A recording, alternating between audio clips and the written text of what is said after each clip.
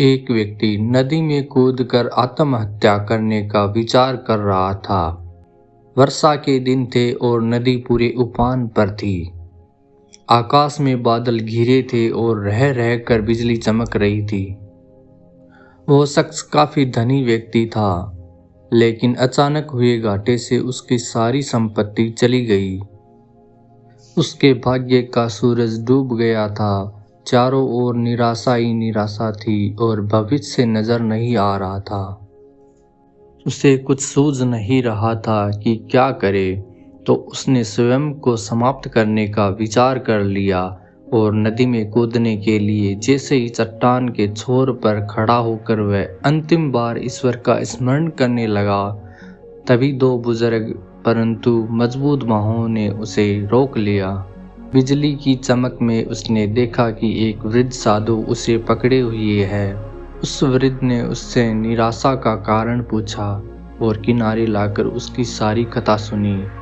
फिर हंसकर बोला, तो तुम ये स्वीकार करते हो कि पहले तुम सुखी थे? सेठ बोला, हाँ, मेरे भाग्य का सूर्य पूरे प्रकाश से चमक रहा था। सब और मान सम्मान और संपदा थी। अब जीवन में सिवाय अंधकार और निराशा के कुछ भी शेष नहीं रहा। वृद्ध फिर हंसा और बोला, दिन के बाद रात्रि है और रात्रि के बाद दिन है। जब दिन नहीं टिकता तो रात्रि भी कैसे टिकेगी? परिवर्तन प्रकृति का नियम है, ठीक से सुनो और समझ लो। जब तुम्हारे अच्छे दिन हमेशा के लिए नहीं रहते तो बुरे दिन भी नहीं रहेंगे। जो इस सत्य को जान लेता है वो सुख में सुखी नहीं होता और दुख में दुखी नहीं होता। उसका जीवन उस अडिग चट्टान की भांति हो जाता है जो वर्षा और धूप में समान बनी रहती है।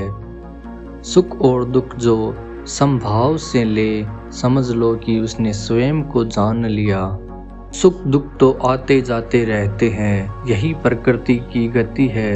सोचो, यदि किसी ने जीवन में एक जैसा ही भाव देखा है, हमेशा सुख का ही, जिस चीज की आवश्यकता हुई उससे पहले वो उसे मिल गई, तो क्या वो कुछ उपहार पाने की खुशी का अनुभव कर सकता है?